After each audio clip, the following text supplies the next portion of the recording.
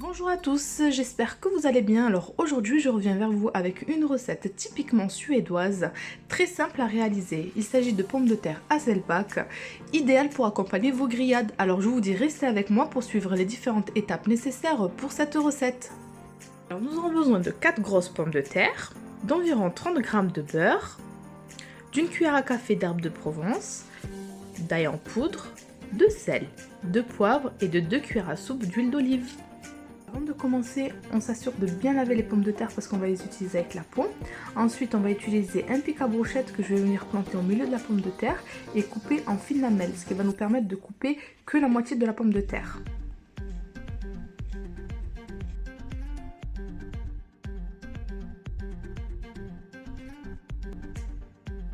Ensuite, il ne me reste plus qu'à retirer le pic de brochette et à déposer ma pomme de terre dans un plat à au four. Il ne me reste plus qu'à répéter l'opération.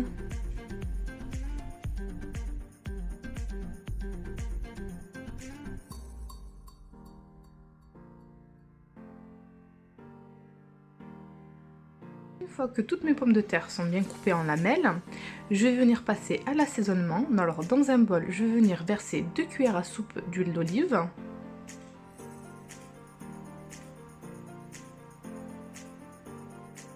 Je rajoute le sel, le poivre, l'herbe de Provence et l'ail en poudre et je viens mélanger le tout à l'aide de mon pinceau.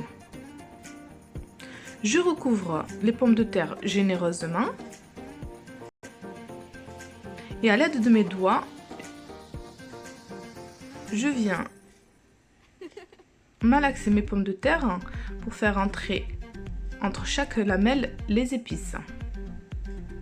Je finis par ajouter quelques morceaux de beurre sur les pommes de terre pour avoir un effet bien gratiné. J'en mets aussi au fond de mon plat. Et j'y rajoute un demi-verre d'eau. J'enfourne le tout pendant 35 minutes dans un four préchauffé à 210 degrés. Voilà, mes pommes de terre suédoises sont prêtes à consommer bien chaudes. Comme vous pouvez voir avec moi, elles sont hyper fondantes et très savoureuses. Alors sur cette belle note, je vous souhaite une très bonne dégustation. En espérant que cette vidéo vous ait plu, n'hésitez pas à vous abonner et à liker et je vous dis à très vite pour de nouvelles recettes.